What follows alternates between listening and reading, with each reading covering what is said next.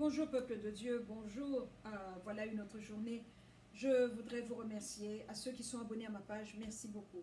À ceux qui regardent les vidéos et qui les envoient et qui les partagent, merci beaucoup parce que nous sommes collaborateurs avec notre Seigneur et il nous a donné cette grande commission et que chacun puisse faire ce qu'il peut là où il est. Et comme la Bible nous le dit si bien, l'un plante, l'autre arrose, un autre veille à ce que tout se passe bien et un autre récoltera. Donc merci pour ceux qui participent à cela et que Dieu vous bénisse, qu'il puisse vous bénir. Je voudrais continuer sur le thème de l'avortement. Je vous parlerai la prochaine fois, pour ne pas avoir une vidéo trop longue, je vous parlerai de qui est-ce que Margaret Sanger était, mais elle était parmi les personnes que moi j'appelle réformateurs. Quelqu'un qui est venu emmener un message et le message n'est plus jamais parti, même si elle, la personne n'est plus là. Je vous parlerai d'elle la prochaine fois, de sa biographie. Mais aujourd'hui, je voudrais juste parler de l'avortement. L'avortement et ses conséquences. L'avortement, c'est quoi? C'est une interruption volontaire de la grossesse. Nous le savons. Mais l'avortement est un meurtre. Alors on peut donner le mot qu'on veut, on peut mettre l'étiquette qu'on veut sur le nom, vous voyez, un label, on peut mettre celui qu'on veut, mais l'avortement est un meurtre. L'avortement, c'est quoi? On interrompt une vie. Donc il y a eu conception parce que vous avez eu des rapports sexuels euh, et voilà, la conception est arrivée. Et c'est au moment où la conception arrive, et vous et moi, on ne peut pas témoigner et dire avec exactitude, dire que je sais, à quel moment l'esprit, l'âme et le corps. Oui, le corps on le voit parce qu'on on le montre par les ultrasons, mais l'âme et l'esprit on ne sait pas. Mais tout ce qu'on sait c'est qu'on a un esprit, une âme et un corps et ça fait un être humain. C'est ça que nous sommes. Et Dieu merci, nos mamans ne nous ont pas avortés. Mais le problème qui est là, c'est que ici dans le pays où je suis, je voudrais parler de cela parce que ça affecte ma première audience que j'ai en tête quand je parle, c'est l'audience africaine. Hein? C'est l'audience africaine. Et merci beaucoup pour ceux qui ne sont pas africains mais qui me regardent. Euh, J'espère que vous pouvez ramasser quelque chose là-dedans qui peut vous être utile dans votre vie. Mais il y a un grand besoin de parler à l'Église francophone particulièrement parce qu'on a un grand retard par rapport aux anglophones sur le continent africain. Euh, Étant bilingue, je peux voir d'où viennent les révélations et d'où viennent les prières ou les mouvements. Ça vient toujours du monde anglophone parce ils se sont soumis d'une manière particulière à Dieu alors que nous avons été lésés en ayant adopté le système français. L'humanisme francophone a joué à notre détriment. Nous avons un grand retard à rattraper. Donc, l'avortement, c'est une interruption de la grossesse. Mais ici, ils ont les statistiques, ils ont les nombres, ils ont les chiffres. Et le gouvernement paie pour les 3/4 des avortements avec l'argent des taxes.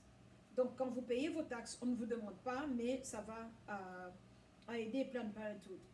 C'est le premier point. Le deuxième point, parce que Margaret Sanger et qui elle était, il y a plus de bureaux de Planned Parenthood dans les quartiers où, là où il y a la démographie qui est noire. Alors, avec ça, la femme africaine, African-American ou africaine, selon ce que vous voulez, mais la femme qui a la peau foncée est le premier target de Planned Parenthood. Et alors, avec cela, il y a ça fait 3 ou 4 générations qui ont pris l'avortement comme un moyen de contraceptif. Que je peux faire ce que je veux, avec qui je veux, quand je veux, et quand il y a une grossesse, je vais aller faire un avortement parce qu'on ne vous demandera quoi. Le prix est minimal parce que le gouvernement paie le surplus avec le système de couverture médicale. Alors, vous avez de ces femmes, j'ai entendu des témoignages qui ont fait jusqu'à 12, 15 avortements. Je ne ris pas, je suis sérieuse. Un avortement et un meurtre. Vous avez eu du bon temps, j'espère, pendant que vous étiez avec cet homme-là. Parce qu'il faut un homme et une femme pour concevoir. Vous concevez et vous avez vous allez avoir un avortement. Et cela est grave parce que pour une maman qui cherche un enfant et qui va faire le in vitro fertilization, elle ne va pas payer, parce que ça peut aller jusqu'à 25 000 $, ce prix-là, concevoir, on lui met la grossesse, avoir le bébé et dire « Oh non, je veux un avortement ». Parce que après tout, dans le in vitro fertilization, Dieu ne participe pas, donc Dieu ne donne pas son apport. Maintenant, je me pose la question, je vous en avais parlé la dernière fois, est-ce que les enfants conçus par le in vitro ont un esprit et une âme? Point d'interrogation. Alors, vous concevez de la bonne vieille manière, la bonne vieille méthode que Dieu nous a donnée, un homme et une femme, et Dieu vous regarde, la conception arrive, il envoie son esprit, il envoie son âme, parce qu'il est celui qui a un magasin où il relâche, il est le Père des esprits. Et vous vous dites, oh non, non, cet enfant va perturber ma vie, va perturber mon programme, ce n'est pas le bon moment, je vais aller avoir un avortement. Donc vous dites à Dieu, voilà, peut-être qu'il vous répondait dans votre famille que vous aviez besoin d'avoir un enfant qui vient nettoyer. Vous aviez besoin d'avoir un petit soldat, vous aviez besoin d'une reine Esther ou d'un roi David, quelqu'un qui est là pour tuer, décapiter les géants, un nettoyeur. Mais vous vous dites, il est venu au mauvais moment, ça n'ira pas avec ma carrière, ça n'ira pas avec ma vie, je vais grossir des vergetures, ceci, cela, et vous allez faire un avortement.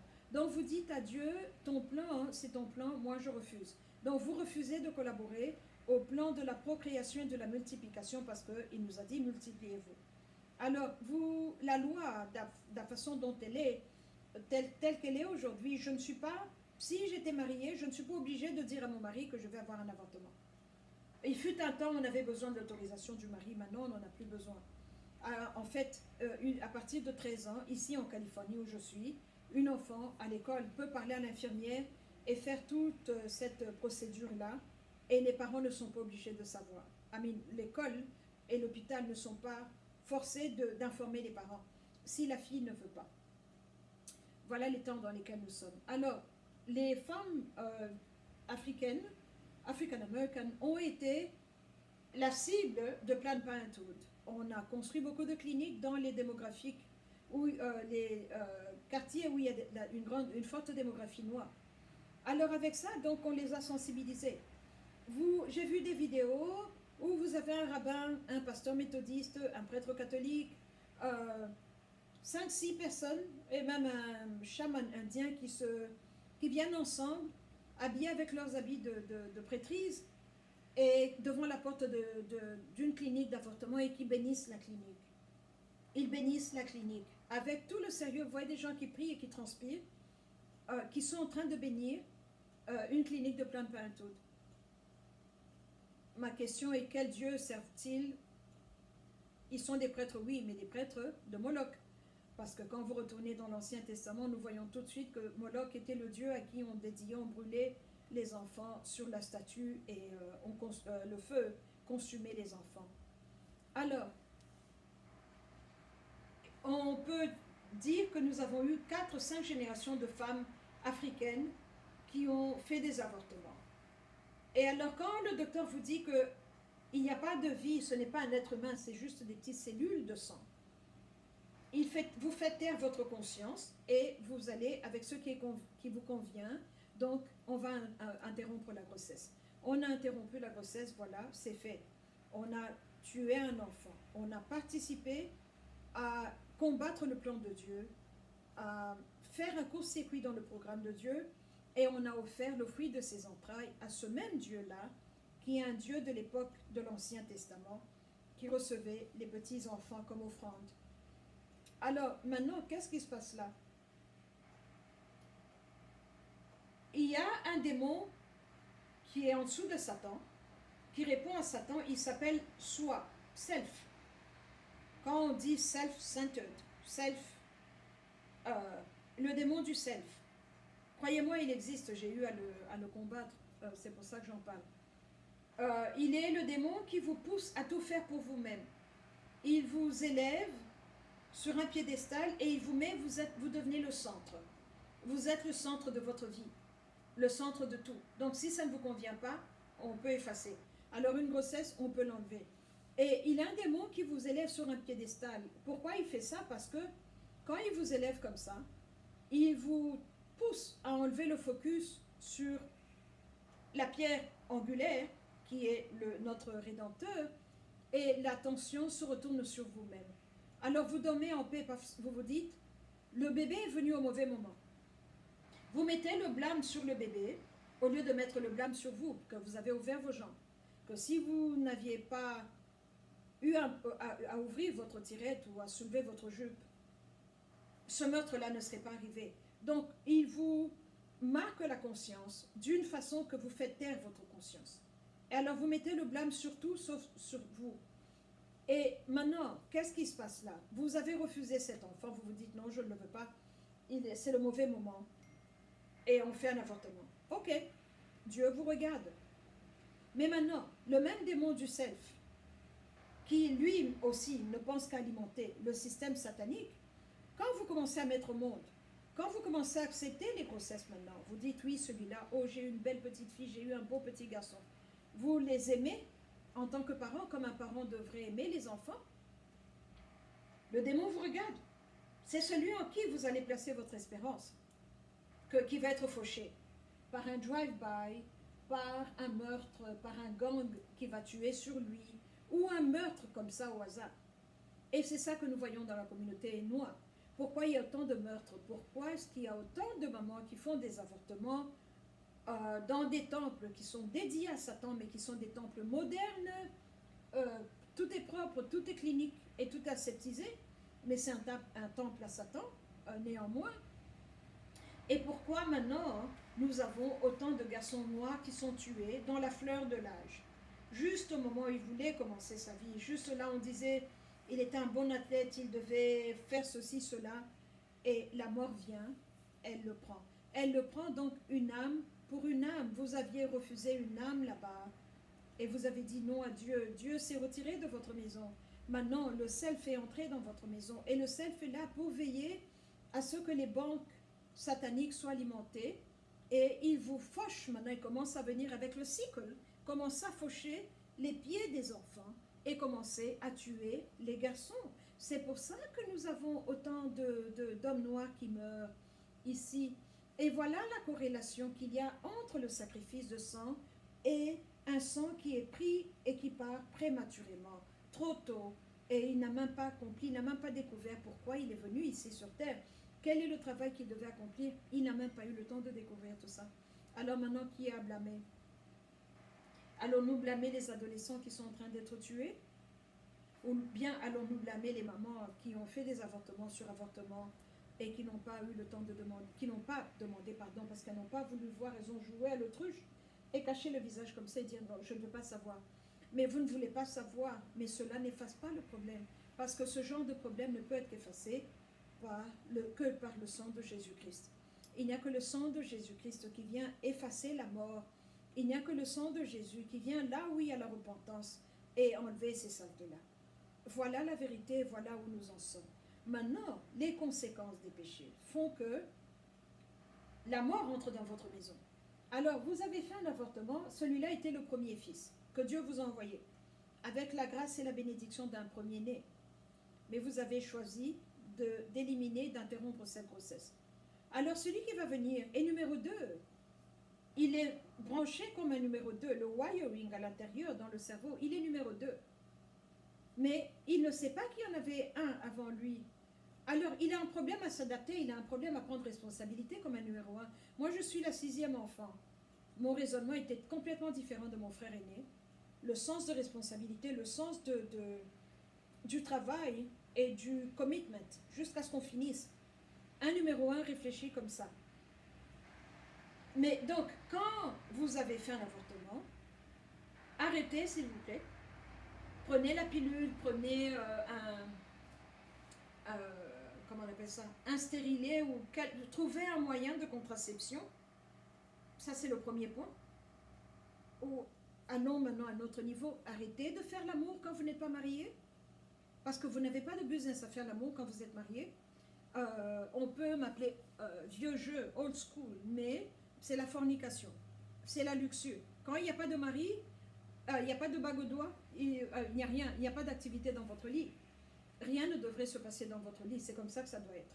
Mais on nous dit, on est dans le monde, on est humain, faisons comme les êtres humains. Alors, prenez un moyen de contraception, parce que utiliser l'avortement comme moyen de contraception n'est pas bien. Vous êtes en train de pécher contre Dieu, contre vous et contre votre sang. Parce que comme je vous l'ai dit, vous ouvrez la porte à la mort dans votre lignée, votre semence, la mort vient, elle se met là où le premier né devait être. Alors quand vous avez la mort pour grand frère, le 2, 3, 4, 5, il y a un esprit de dépression, il y a un esprit d'anxiété, de panique attaque qui vient. Parce que la mort est parmi vous. La mort s'est mise dans la lignée comme étant votre frère. Alors, je vois toutes ces familles dans la communauté noire, parce que je passe plus de temps dans la communauté noire. J'ai très peu d'amis européens ou asiatiques ou indiens. Alors, je me focalise sur les problèmes que je vois dans la communauté noire. Il y a trop d'enfants qui ont l'autisme, un déficit d'attention, qui sont bipolaires, je crois que ça s'appelle en français, et qui prennent des comprimés. Un comprimé pour se réveiller, un comprimé pour être actif en classe, un comprimé pour dormir. Ce n'est pas normal. Et tout ça vient d'une racine de l'iniquité. Alors maintenant, il faut prier. Quand vous avez fait l'avortement, prenez conscience que c'est mauvais. Arrêtez, faites la repentance. Je parle de la repentance honnête. Repentance veut dire vous alliez, vous réalisez, vous retournez. Vous n'irez plus là-bas.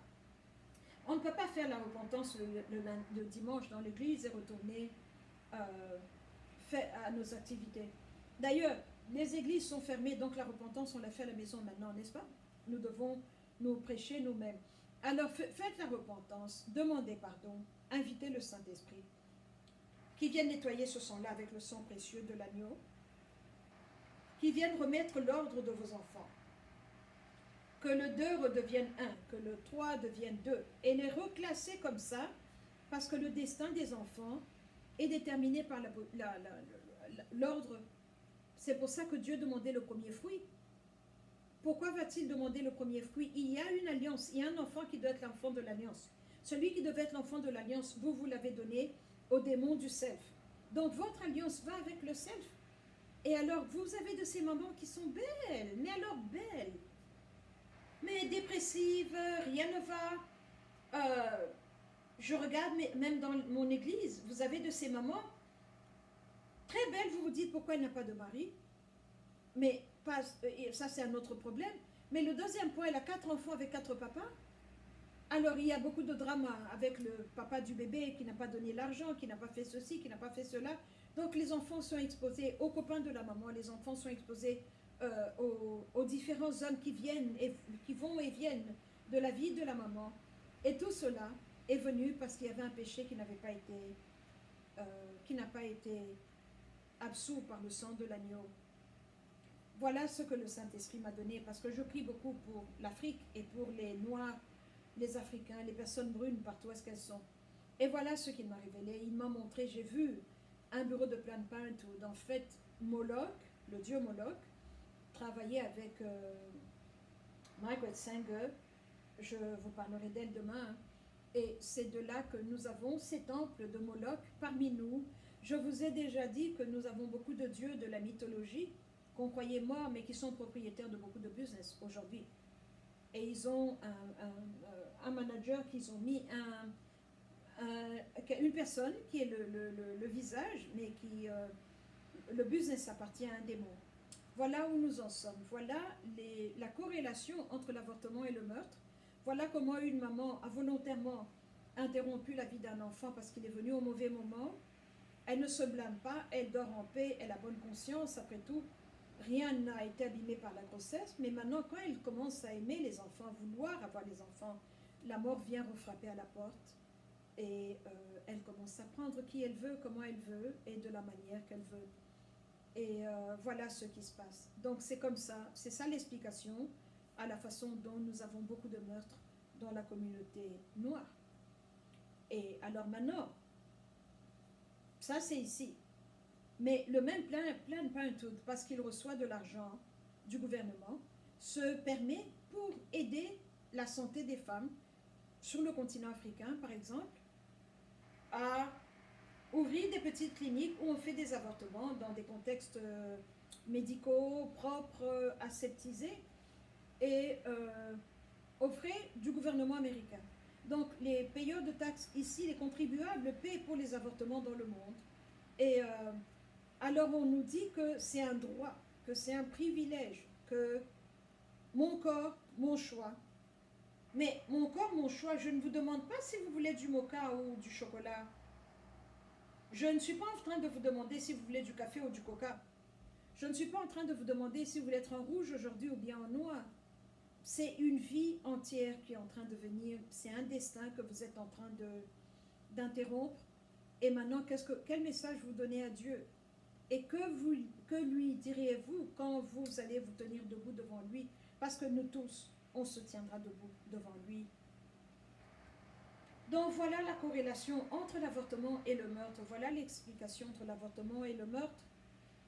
Donc je vous parlerai de Margaret Sanger demain et je vous parlerai de la raison pour laquelle les hommes noirs ne sont pas avec les femmes noires.